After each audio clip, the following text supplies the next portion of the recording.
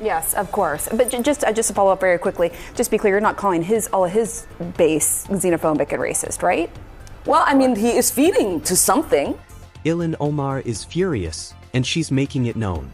A petition demanding her deportation has been gaining massive support, and she isn't staying silent. In a fiery response, she lashed out, accusing a huge portion of Americans of being xenophobic. But where did this all start? The petition, which surfaced recently, is calling for Ilhan Omar to be stripped of her position and deported. Representative Ilhan Omar has certainly had a week being attacked by Donald Trump and virtually every member of right-wing media and his supporters and all of that. But she has not been cowed by that, and she returned home to her district to be greeted by this. It has quickly gained traction, with thousands of signatures pouring in daily. Supporters of the petition argue that Omar's past statements and policies are anti-American and that she does not represent the values of the country. They point to her remarks on foreign policy, immigration, and even past controversies that have sparked outrage among conservatives. As the petition grew in numbers, Omar wasted no time in responding. In a strongly worded statement, she slammed the movement as nothing more than a politically motivated attack, calling it a clear sign of growing xenophobia in America. She claimed that people like her, immigrants, Muslims, and progressive voices, are constantly under fire simply for existing in spaces of power. Her response has only intensified the debate. Social media is flooded with reactions. Many conservatives see this as proof that she is out of touch with the American people, doubling down on their calls for her removal. Others argue that this petition is a dangerous precedent, one that seeks to undermine elected officials simply because of their backgrounds and beliefs. Political figures have also weighed in.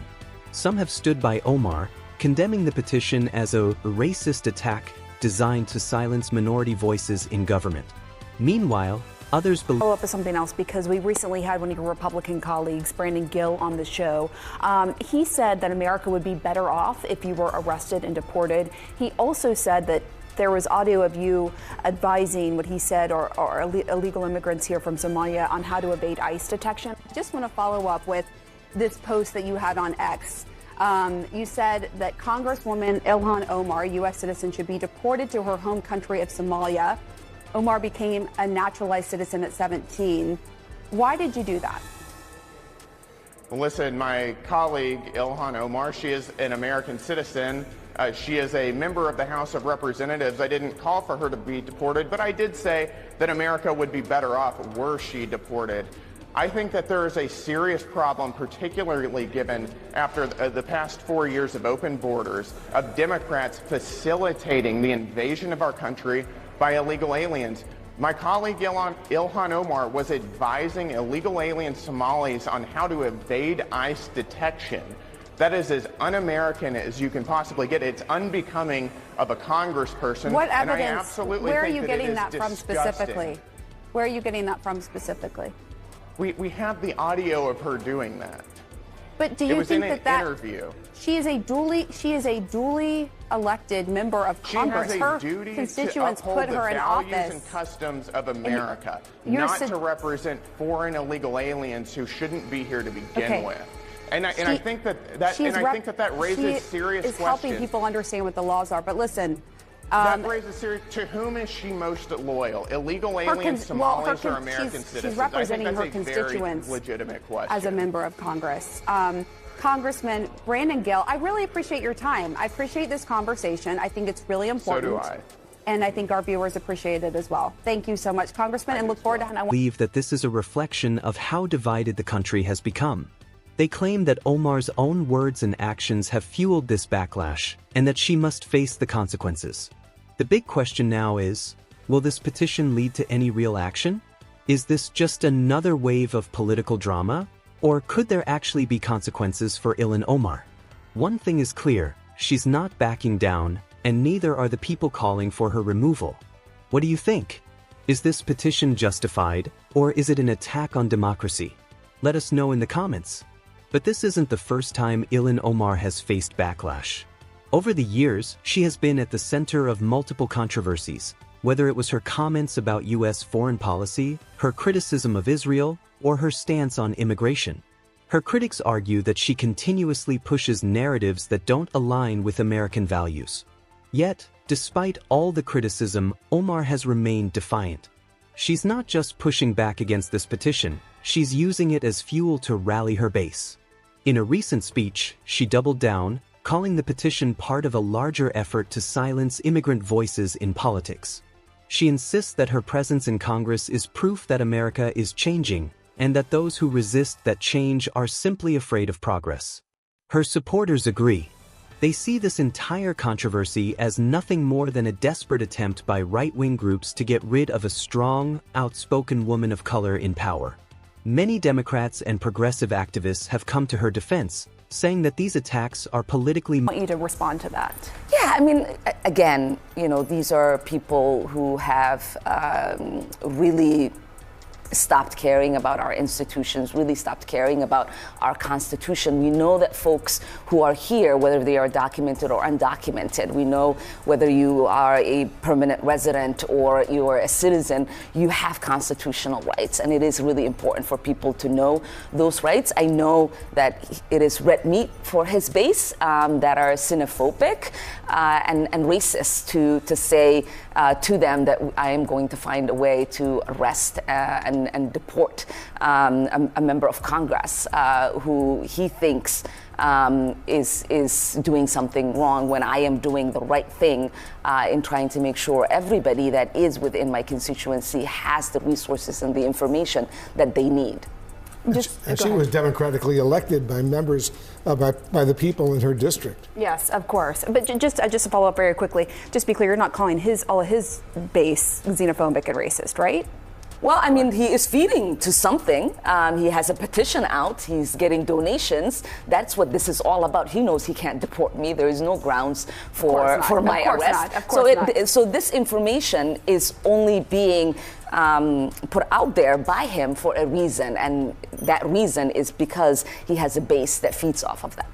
Congresswoman Ilhan Omar, thanks so much for coming in. No, I appreciate you all for having me. Thank you very much for your Please time. come back. So, Ilhan Omar is furious, and she's making it known. A petition demanding her deportation has been gaining massive support, and she isn't staying silent. In a fiery response, she lashed out, accusing a huge portion of Americans of being xenophobic. But where did this all start? The petition, which surfaced recently, is calling for Ilhan Omar to be stripped of her position and deported. It has quickly gained traction, with thousands of signatures pouring in daily. Supporters of the petition argue that Omar's past statements and policies are anti-American and that she does not represent the values of the country. They point to her remarks on foreign policy, immigration, and even past controversies that have sparked outrage among conservatives. As the petition grew in numbers, Omar wasted no time in responding. In a strongly worded statement, she slammed the movement as nothing more than a politically motivated attack, calling it a clear sign of growing xenophobia in America. She claimed that people like her, immigrants, Muslims, and progressive voices, are constantly under fire simply for existing in spaces of power. Her response has only intensified the debate. Social media is flooded with reactions. Many conservatives see this as proof that she is out of touch with the American people, doubling down on their calls for her removal. Others argue that this petition is a dangerous precedent, one that seeks to undermine elected officials simply because of their backgrounds and beliefs. Political figures have also weighed in. Some have stood by Omar, condemning the petition as a racist attack designed to silence minority voices in government. Meanwhile, others believe that this is a reflection of how divided the country has become. They claim that Omar's only motivated and have no real basis in law. But the opposition isn't backing down either. The petition's numbers continue to grow, and conservative media is amplifying the movement. Some voices are even calling for official investigations into Omar's past, reviving old claims about her personal history, citizenship status, and alleged campaign finance violations. Whether these claims hold any weight or not, one thing is clear: Ilhan Omar is once again at the center of a firestorm, and the divide between her supporters and critics is wider than ever. So, what happens next? Will this petition lead to real consequences? Or is this just another political battle that will fade away with time? Either way, The controversy surrounding Ilhan Omar isn't dying down anytime soon. The bigger question remains, where does America stand on this? Is this petition a reflection of genuine concerns, or is it just another example of political division? Let us know your thoughts in the comments. Remember, of course, the First Amendment and the Second Amendment are in the Bill of Rights and amendments to the original Constitution. And finally, none of you right-wingers mean it anyway. I remember when Obama was president and Clinton was president. I was pretty sure you were criticizing the government.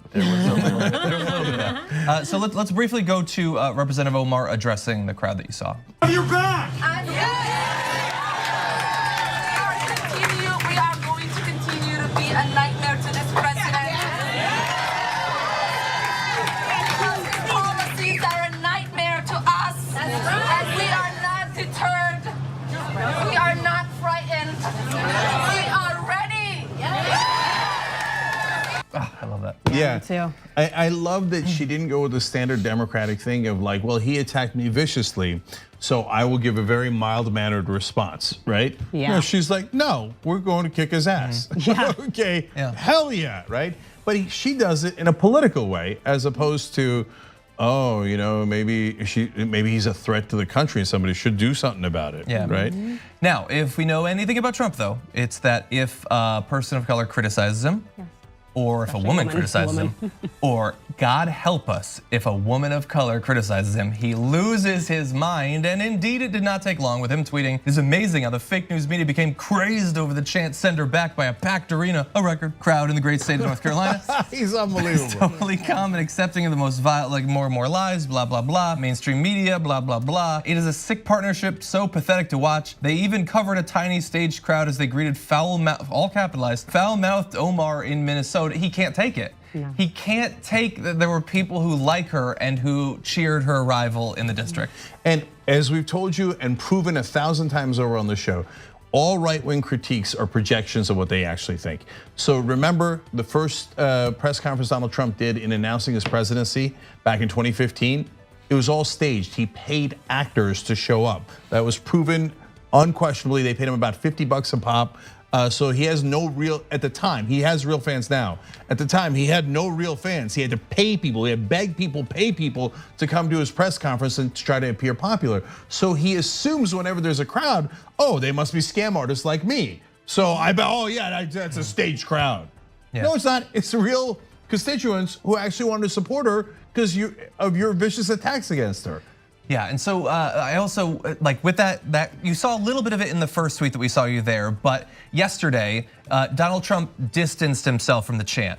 He didn't. He didn't at all, and it was so laughable that media figures are like, I guess they were so scared at the precedent that was being set about what it looked like was happening that they were just like, just reassure us that things are gonna be okay. And so he pretended to distance himself very briefly, lied about shutting down the chant, and they lapped it up, even though we know that it's not going to last, and indeed it didn't. So we're gonna show you a video. Take a look at the way he portrays the people at last night's event, and I want you to keep the very fine people line in your mind as you do that. No, you know what I'm unhappy with? You know what I'm unhappy with? I'm unhappy with the fact that a congresswoman can hate our country. I'm unhappy with the fact that a congresswoman can say anti-Semitic things. I'm unhappy with the fact that a congresswoman, in this case, a different congresswoman, can call our country and our people garbage. That's what I'm unhappy with.